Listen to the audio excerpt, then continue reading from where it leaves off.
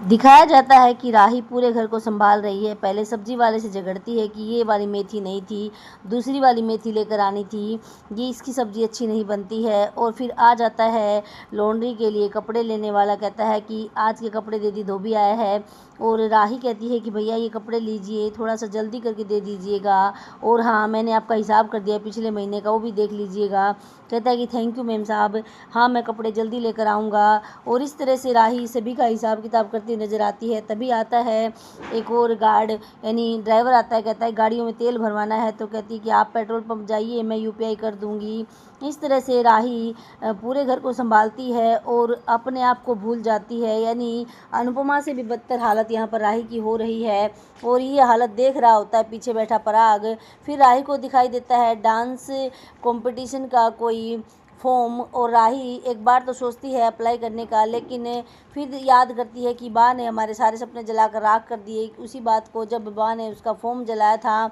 और फिर सोचती है कि नहीं, डांस नहीं, और ये बात सोचकर रख देती है राही उस डांस के जो फॉर्म है उसको, और कहती कि नहीं ये मेरे लिए नहीं बना है, और वहाँ से जाने लगती है और चली भी जाती है। फिर पीछे से पराग देखता है उठाकर और सोचता है कि मुझे राही के लिए कुछ करना होगा। इधर दिखाया जाता है कि अनुपमा भीड़ भाड़ में घुसकर ट्रेन में चढ़ती है, और ट्रेन में एक लड़की होती है उसके सामने, और उस लड़की को इशारे से अनुपमा टिफ़िन पहुंचाती है ट्रेन में ही, क्योंकि बहुत भीड़ होती है मुंबई की ट्रेनों में। वही भीड़ अनुपमा के साथ दिखाई जाती है, और अनुपमा उसी भीड़ में वो डब्बा उस लड़की तक पहुंचाती है और कहती है कि माँ कैसी है।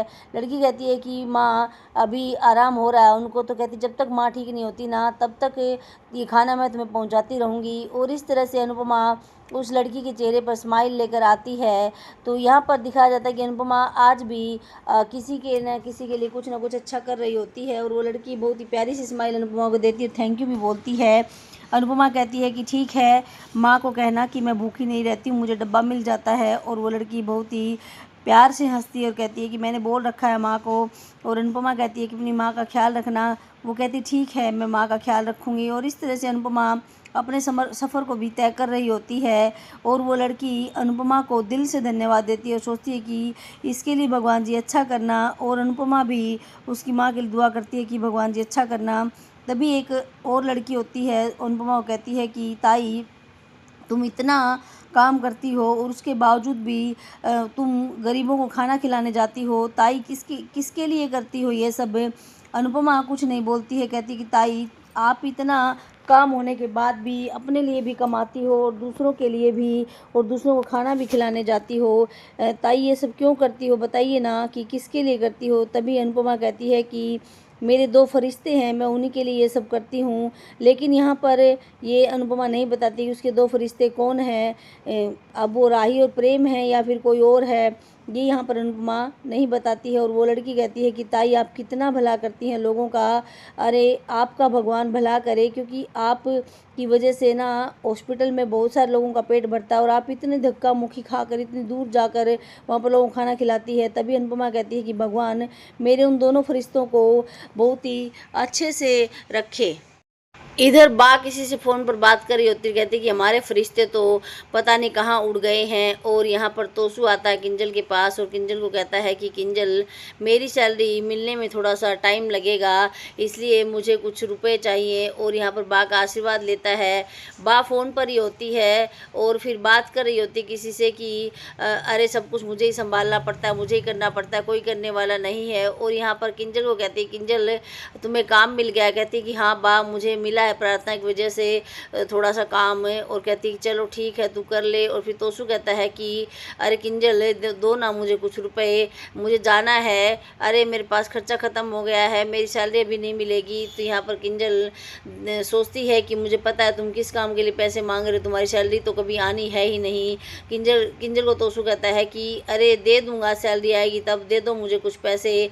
और किंजल 500 रुपये निकाल कर दे देती है तोसू को। तोसू बड़ा ही खुश होता है और किंजल उदास हो जाती है कि मम्मी ही संभालती तुझे, लेकिन मुझे पता तू क्या करेगा इन पैसों का। और इधर पाखी की जो क्रीम की डब्बी होती है वो बा के पास आती है। बा कहती है कि मैं दूंगी नहीं। तो यहाँ पर पाखी कहती है इतनी महंगी क्रीम का आप करेंगी क्या? अरे आप उस मुल्तानी मिट्टी से ही नहाइए, उसी के लायक हैं। और यहाँ पर किंजल सोच रही होती है कि सब अपनी अपनी चलाते हैं। तभी बा कहती है कि अब की बार अगर मेरे पास आई ना तो तुम्हारी डब्बी मैं दूंगी नहीं।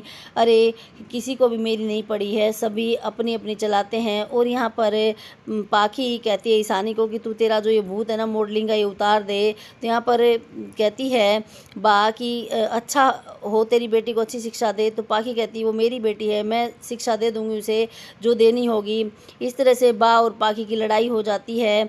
और यहाँ पर पाखी सुना देती है बा को, और पाखी ईशानी को भी सुनाती है कि तूने बहुत ही अच्छा मौका गवा दिया। अरे एक लड़का देखा था मैंने तेरे लिए, तूने उसके साथ शादी ना करके बहुत ही अच्छा मौका गवा दिया। और यहाँ पर पाखी कहती है वो परी तो खुद ग्रीस में घूमती है और हम यहाँ पर माँ बेटी पड़े हैं। और फिर पाखी कहती है कि हम पैसे देकर इस घर में रहते हैं, फ्री में नहीं रहते हैं। बा कहती है कि फिर रहती क्यों है, तो चली जाए यहाँ से। कहती है कि नहीं जाऊँगी, मैं इसी घर में रहूँगी। और दोनों माँ बेटी बड़ी ही एटीट्यूड में होती हैं, ईशानी भी और पाखी भी। और यहाँ पर पाखी कहती है कि खर्चा देती हूँ उससे आपका काम चलता है, आपको पता है ना। तो बा कहती है कि तू चली जाएगी तो हमारा काम चल जाएगा, अगर तुझे जाना है तो तू जा। पाखी कहती है मैं कहीं नहीं जाऊँगी क्योंकि मैं खर्चा देकर यहाँ पर रह रही हूँ। बा कहती है कि सब लोगों की अपनी अपनी ऐड शुरू हो गई है, चाहे वो कोई भी हो। पाखी कहती है कि ऐड्स तो आप भी कर रही हैं, अरे आप सब प्रोडक्ट चलाने की कोशिश क्यों करती हैं, आपकी कोई मानता है? तो यहाँ पर किंजल कहती है कि पाखी कम से कम इस तरह से दोबारा से बात मत करो। तो पाखी कहती है कि भाभी आपने अपनी बेटी की लाइफ सेट कर दी है और मुझे मेरी बेटी की करनी है। आप हमेशा से ही मेरी बेटी के ऊपर जलती आई हैं और आज भी जल रही हैं। तो यहाँ पर कहती है किंजल कि मैं क्यों जलूँगी तुझसे? तो कहती है कि जल रही हैं तभी तो आपने ऐसा काम किया है। यहाँ ये नहीं बताया जाता है कि परी कहाँ है और किसकी वजह से ग्रीस गई है। तभी पाखी ईशानी को कहती है कि ईशानी चल, तूने एक मौका तो गवा दिया, मैंने तेरे लिए एक पैसे वाला लड़का और देखा है, उससे शादी कर ले। तो यहाँ पर ईशानी कहती नहीं, मुझे मुंबई जाना है मॉडलिंग के लिए। कहती तू मुंबई नहीं जाएगी। इस तरह से दोनों माँ बेटी का झगड़ा होता है। और किंजल सोचती है कि काश मम्मी यहाँ पर होती तो सब कुछ संभाल लेती, आज ये झगड़े नहीं होते। इधर बा कहती है कि वो अनुपमा महारानी सब कुछ मुझ पर छोड़कर खुद तो पता नहीं कहाँ छुप कर बैठ गई है। अरे उसे ये नहीं लगा कि वो सब कुछ मुझ पर छोड़कर क्यों जा रही है। तभी किंजल सोचती है कि आपने ही तो सब कुछ छोड़ा था, अब आप ही ये ऐसा बोल रही हैं। तभी किंजल जाकर तोसू को देखती है तो तोसू जुए में पैसे उड़ा रहा होता है। और किंजल सोचती है कि ये मुझे पता था तुम यहाँ पर पैसे लेकर आते, लेकिन तुम्हें कोई नहीं रोकता है। बा की वजह से बा किसी को तुम्हें कुछ कहने नहीं देती है और तुम इतने बुरी तरह से बिगड़ जाओगे, मैंने सोचा भी नहीं था। अरे इस उम्र में आकर तुम ये सब करोगे। तो यहाँ पर किंजल तोसू को मन ही मन धिक्कारती है, कुछ कह नहीं पाती है और कहती है कि मम्मी के आगे तो मेरी थोड़ी बहुत हिम्मत हो भी जाती थी इसको कुछ कहने की, लेकिन अब तो मेरी वो हिम्मत भी नहीं होती है। काश मम्मी आप यहाँ पर होती तो सब कुछ संभाल लेती, और नहीं तो अपने इस नाकारा बेटे को तो संभाल लेती। आपने कम से कम इसको अनु की रसोई में लगा के रखा था तभी ठीक था। अब मैं क्या करूँ, मुझे कुछ भी समझ में नहीं आता। मम्मी के बिना तो मेरा कुछ भी काम नहीं बन रहा है। इधर दिखाया जाता है कि अनुपमा जाती है खाना खिलाने के लिए लोगों को, और वहाँ पर लोग खाना खाते हैं और अनुपमा को दुआ देते हैं। और अनुपमा याद करती है माही की उस बात को कि आई हेट यू अनुमा, आपने मेरा सुहाग उजाड़ दिया। फिर ख्याति की बात को याद करती है कि आपकी वजह से मेरा बेटा इस दुनिया से चला गया। और अनुपमा इस गिल्ट में अभी भी जी रही है कि उसी को दोषी ठहराया गया। और यहाँ पर लोग खाना लेते हैं और अनुपमा को दुआ देते हैं और कहते हैं कि बहन आपकी सारी इच्छाएं सारी मनोकामनाएं पूर्ण हो, जो आप हमारे लिए इतना कर रही हो, आप इतना कर कैसे लेती हैं? तो अनुपमा कहती है बस कुछ मेहनत करती हो तो कुछ कर्ज लेती हूँ, उसी से हो जाता है, उधार भी लेना पड़ता है मुझे। तो वो आदमी कहते हैं कि कोई पैसे वाला भी नहीं करता आपकी तरह, जितना आप हमारे लिए करती हैं, भगवान आपका भला करे। और फिर अनुपमा को फिर से वही बात याद आती है वसुंधरा कोठारी की, अनुपमा तुम कातिल हो। और इस तरह से अनुपमा अपनी आंखों में पानी ले आती है और सभी को खाना बांटने लग जाती है। अनुपमा खाना बांटते बांटते सोचती है कि पता नहीं मेरा गिल्ट कभी कम होगा या नहीं होगा, या फिर मैं इसी गिल्ट में जीऊँगी। फिर सोचती है कि अनुपमा तुझे क्या है, तुझे किसी से कोई मतलब नहीं है, बस तू अपना काम करती रहे और तुझे जो दान धर्म करना है वो कर, क्योंकि ये दान धर्म मेरे पीछे जो खड़े हैं उनको लगे भगवान करे, मेरे पीछे जो मेरा परिवार है सब अच्छे से रहें। और इस तरह से अनुपमा खाना बाँटते बाँटते भी अपने परिवार को दुआएँ देती है। और यहाँ पर बापूजी भी खाना खिला रहे होते हैं गरीबों को और फिर कहते हैं किंजल को कि किंजल तू ये बहुत ही अच्छा काम करती है कि छुप छुपा कर अनु की रसोई से मुझे कुछ पैसे दे देती है ताकि मैं इन गरीबों को खाना खिला सकूं। तो यहाँ पर किंजल कहती है कि बापूजी, अनु की रसोई मम्मी का सपना था और वो मम्मी की पहचान थी, इसलिए मैं उसको बनाए रखना चाहती हूँ। तब बापूजी दुआ करते हैं कि मेरी बेटी जहाँ भी हो भगवान सुरक्षित हो, अच्छे से रहे, उसको कोई तकलीफ ना हो। और इस तरह से बापूजी फिर से खाना खिलाने लग जाते हैं और कहते हैं कि कान्हा जी स्पेशल ध्यान रखना मेरी बेटी का। इस तरह से यहाँ पर बापूजी किंजल दोनों दुआएं करते नजर आते हैं अनुपमा के लिए। और किंजल कहती है कि बापूजी, मैं ये पैसे इसलिए बचाती हूँ ताकि मम्मी की जो स्वाद थी, मम्मी के हाथों का जो खुशबू थी वो सब इन लोगों में बनी रहे। तो बापूजी कहते हैं कि थैंक यू बेटा, तुम ये सब मेरे लिए करती हो। और यहाँ पर राही तैयार होकर आती है जाने के लिए प्रेम के साथ और यहाँ पर बैठा होता है पराग। और पराग कहता है कि राही कहीं जा रही हो? तो राही कहती है कि हाँ पापा, आज प्रेम मुझे डिनर पर लेकर जा रहा है। और ये बात ख्याति सुन लेती है, ख्याति को पसंद नहीं आती है। और फिर राही कहती है कि आज हम दोनों काफ़ी दिनों बाद बाहर जा रहे हैं ना, तो इसलिए प्रेम ने कहा था कि तुम तैयार रहना, मैं बाहर से ही पिक कर लूँगा। तो पराग कहता है कि राही बेटा जाओ और अच्छे से सारी घर की जो कड़वी यादें हैं, जो कड़वी बातें हैं, उनको भुलाकर अच्छे से डिनर करके आना। तो यहाँ पर राही कहती कि हाँ पापा, मैं बस प्रेम का इंतज़ार कर रही हूँ। तभी राही का फ़ोन बजने लगता है और पराग राही की तरफ देखता है, सोचता है कि राही अपने आप को भूल चुकी है इन सब बातों में।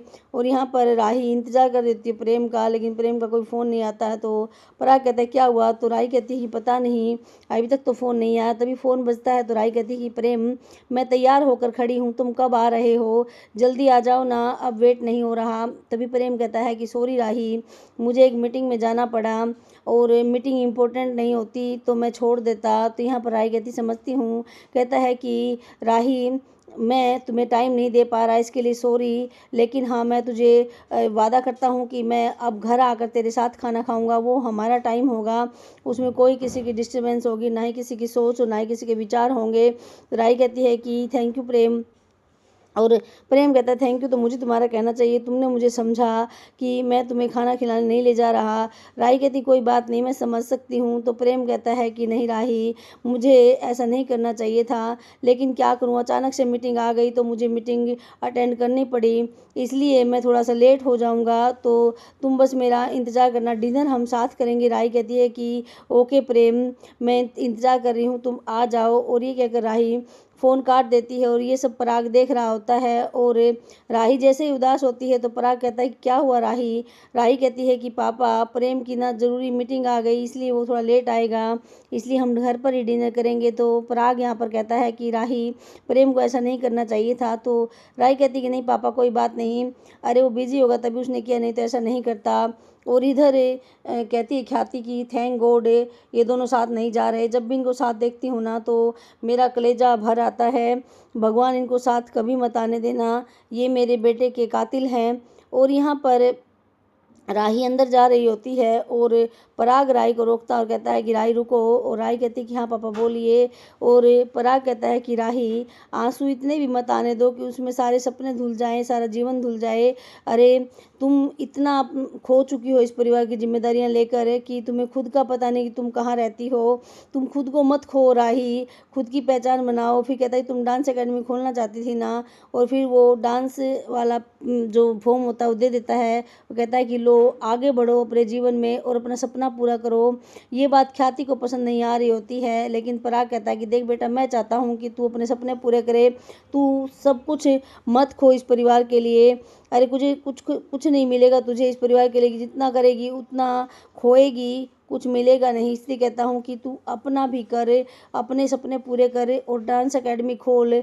राही देखती रहती है पराग की तरफ। पराग राही के सिर पर हाथ रखता है और कहता है कि बेटा, मैं तुम्हारे साथ हूँ हमेशा, चाहे कोई हो ना हो, लेकिन मैं तुम्हारे साथ हूँ और तू अपना सपना ज़रूर पूरा करेगी। तू अपने आप को इन घर के कामों में नहीं खोएगी। राही, मुझसे वादा कर कि तू अपने आप को यूँ ख़त्म नहीं करेगी जिस तरह से कर रही है। तो राही कहती, क्या हुआ पापा? कहता है, मैं क्या देखता नहीं हूँ, पूरा दिन तू घर की जिम्मेदारियाँ पूरी करती रहती है। राही वहाँ से चली जाती है और पराग राही को यही कहता है कि तू अपना सपना पूरा करेगी, मैं तेरे साथ हूँ। और यहाँ पर राही के जाते ही आती है ख्याति में पराग के पास और कहती है कि आपको ये सब करने की क्या ज़रूरत है? तो पराग कहता है कि तुम इतना राही से क्यों चिढ़ती हो? तभी यहाँ पर ख्याति कहती है कि अरे, जिसकी वजह से मैंने अपना बेटा खोया है उसी की बेटी है, तो इसमें मुझे इसकी माँ की छवि दिखाई देती है, इसलिए मुझे इससे नफरत है। तब पराग कहता है कि एक और बेटी है अनुपमा जी की यहाँ पर, तुम उससे तो नफरत नहीं करती हो? तो कहती है कि माही, वो मेरी बहू है, माही ने अपना पति खोया है, माही ने बहुत कुछ खोया है, इसलिए मैं माही की साइड लेती हूँ। अरे, माही किसके सहारे रहेगी? मेरे ही सहारे तो रहेगी ना। वो किससे अपना सुख दुख बांटेगी? मैं ही तो हूँ ना उसके लिए।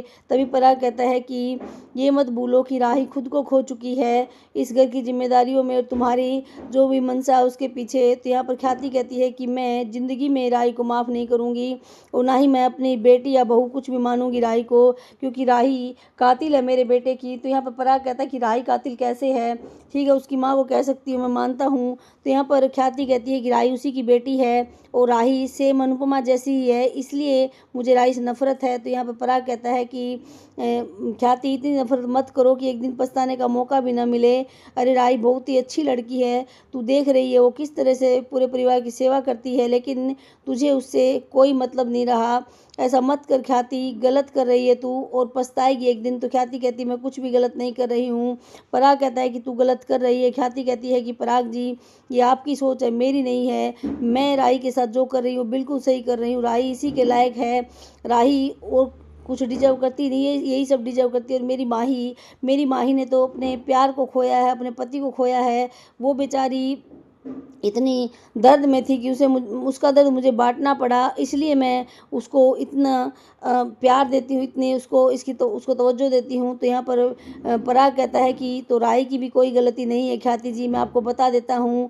राही इन सब में खुद को खो चुकी है। अगर माही ने अपना पति खोया है तो राही ने अपनी पहचान तक खो दी है। इधर दिखाया जाता है कि अनुपमा ट्रेन में होती है और ट्रेन में भी अपना काम कर रही होती है, लेकिन तभी एक लड़की चढ़ती है जिसके पैरों में घुंघरू होते हैं और अनुपमा घुंघरू देखते ही थोड़ी सी बहक सी जाती है। और इधर दिखाया जाता है कि राही भी अपने घुंघरू निकाल कर देखती है और उन घुंघरुओं को देखकर अपनी माँ को याद करती है राही यहाँ पर। और तभी अनुपमा के कानों में जो है घुंघरुओं की झंझनाहट गूंजती है, तो अनुपमा अपने कान बंद कर लेती है और अनुपमा को याद आ जाते हैं जो पल उसने बिताए थे अनुज के साथ। और यहाँ पर वो लड़की अपनी माँ से कहती कि मम्मी, मैं डांस के स्टेप की प्रैक्टिस कर लूँ? तो कहती कि हाँ बेटा, कर ले। और वो लड़की डांस करने लग जाती वहीं ट्रेन में ही। और अनुपमा जैसे ही घुंघरुओं की घनघनाहट सुनती है तो अनुपमा के कानों में दर्द होने लगता है। अनुपमा बार बार उस लड़की को देखती है और वो लड़की बार बार अपने घुंघरू बजा रही होती है, नीचे पैर रख के उनको पैर को पैर से मार रही होती है। और अनुपमा ये देखकर रोने लग जाती है, क्योंकि डांस उसका पैशन रहा है हमेशा। और फिर याद करती है अपनी डांस एकेडमी में डांस वो कैसे किया करती थी उस चीज़ को। अनुपमा ये भी याद करती कि कैसे उन गुंडों ने लास्ट मोमेंट में उससे डांस करवाया था कि आर्यन के पास ले चलेंगे अगर तू डांस कर देगी तो। इस तरह से अनुपमा अपने खट्टे मीठे अच्छी बुरी यादों को याद करती है और वो लड़की डांस कर रही होती है। अनुपमा को उसके घुंघरू की आवाज़ सहन नहीं हो रही थी। अनुपमा कहती है कि जब सब कुछ छोड़ दिया तो कला क्यों पकड़ना है? नहीं, डांस नहीं अनुपमा, डांस तेरे लिए नहीं बना है। और अनुपमा ये कहकर अपने कान बंद कर लेती है और फिर याद करती है अपने घुंघरुओं को। तभी राही भी अपने घुंघरू निकाल रही होती है और अनुपमा कहती घुंघरू नहीं, प्लीज़ घुंघरू नहीं। और राही अपने घुंघरू को जैसे ही देखती है तो राही का मन होता है डांस करने का। और राही सोचती है कि मैं और मम्मी कितना अच्छा डांस किया करते थे। राही अपने बचपन की भी उन यादों को याद करती है जब वो छोटी थी, फिर आध्या बनी थी तब भी याद करती है अपनी माँ के साथ किए डांस को। और यहाँ पर राही याद करती है कि मुझे भी अपनी मम्मी की तरह डांस एकेडमी खोलनी चाहिए। तभी राही को याद आता है वो पल जब आर्यन को उठा कर लाता है प्रेम, और प्रेम कहता है कि आर्यन नहीं रहा। और यहाँ पर राही वो बात याद करके ना रोने लग जाती है बुरी तरह से, उसकी आंखों में पानी आ जाता है, घुंघरू उसके हाथों में चुभने लगते हैं। इधर दिखाया जाता है कि बात कर रही होती है आपस में प्रार्थना और किंजल, और प्रार्थना कहती है किंजल भाभी आप मेरी ना अनु आंटी के बाद सबसे बड़ी इमोशनल सपोर्ट हैं। तो यहाँ पर दोनों ही आपस में बात करती कि अनुपमा की तो बात ही अलग थी। किंजल कहती है कि मम्मी जो सहारा दे सकती वो मैं नहीं दे सकती हूँ प्रार्थना। तो प्रार्थना कहती है कि अनु आंटी मेरा सपोर्ट सिस्टम थी, अनु आंटी मेरी रीढ़ थी, और अनु आंटी के जाने के बाद मैं अकेली हो गई। लेकिन हाँ, यहाँ आने के बाद मुझे इतना सुकून है कि मैं आपसे सारी बातें कर लेती हूँ तो मुझे चैन मिल जाता है। लेकिन क्या करूँ, अनु आंटी की यादें मेरे जहन में बनी रहती हैं। अरे वही थी जो मुझे हर तरह से सपोर्ट करती थी, अब तो मुझे खुद को संभालना पड़ता है। लेकिन हाँ, जब आप साथ होती हैं तो मुझे उनकी कमी नहीं खलती है। तो यहाँ पर कहती है किंजल की मुझे तो उनकी कमी खलती है ना, मुझे उनसे बहुत सारी बातें करनी है। अगर वो मिल जाए ना तो मैं उनसे बहुत सारी बातें करूँ। तो यहाँ पर प्रार्थना कहती है कि मैं भी उनसे बहुत सारी बातें करूँ। तो फिर यहाँ पर किंजल पूछती है कि कल तुम्हारी केस की इयरिंग थी, क्या हुआ? तो कहती गौतम आता ही नहीं है डेट पर, इयरिंग कैसे पूरी होगी? और इधर लाइट चली जाती है तो सभी लोग परेशान हो जाते हैं। अंश कहता है काका आपने बिल भरा क्या? मैंने कल आपको बिल के पैसे दिए थे, हो सकता है अपनी लाइट इसीलिए कटी हो, क्योंकि कहते हैं बाहर की सबकी लाइट है, अपनी अपनी कटी हुई है। तो यहाँ पर कहता है तोसू की मैंने तो भर दिया था। तो बाकी कहती है कि अरे भर दिया होता तो हमारी लाइट ही नहीं कटती, बाहर सबकी लाइट हमारी कटी हुई है। तो यहाँ पर कहता है अंश की ठीक है मैं ऑनलाइन चेक कर देता हूँ, अगर नहीं भरा होगा तो मैं दोबारा से भर देता हूँ। और बा कहती है कि बस यही देखना बाकी था कि तुम लोग बिल पे ना करो और हमारी लाइट कट जाए।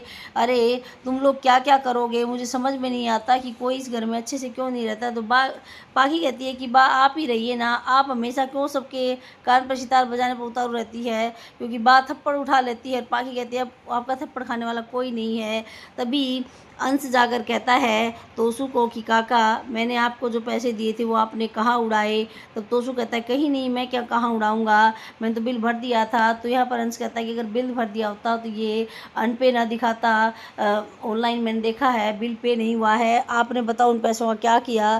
तो यहाँ पर तोसू कुछ भी जवाब नहीं देता। तो यहाँ पर कहता है अंश की काका अगर आपने आगे से ऐसा किया ना तो मेरे से बुरा कोई नहीं होगा। अरे आपको पता है ना मैं मेरा गेम का पैशन छोड़कर कॉर्पोरेट जगत में काम कर रहा हूँ सिर्फ ये घर चलाने के लिए। और यहाँ पर कहती है प्रार्थना कि अगर अनु आंटी नहीं आई तो इस घर का क्या होगा? किंजल भाभी मैं आपकी परेशानी समझ सकती हूँ कि तोसू भाई कैसे हो रखे हैं, लेकिन मुझे ये समझ में नहीं आ रहा कि वो इतनी बड़े होकर भी ये सब क्यों करते हैं। तो किंजल कहती है कि वो हमेशा से ही ऐसा था, उसकी हाथ चाबी तो सिर्फ माँ के हाथ में थी। और यहाँ पर अनुपमा अपने घर आती है और घर का दरवाज़ा खोलने लगती है तो पड़ोस की औरतें आती हैं और सविता ताई सबको कहती है कि अरे पता नहीं क्या मर्डर वर्डर करके आई है, किसी को कुछ बताती ही नहीं है अपने बारे में, इसको सबको इससे पूछना चाहिए कि ये कैसी औरत है, अपने मोहल्ले वालों के लिए ठीक नहीं है ये औरत है।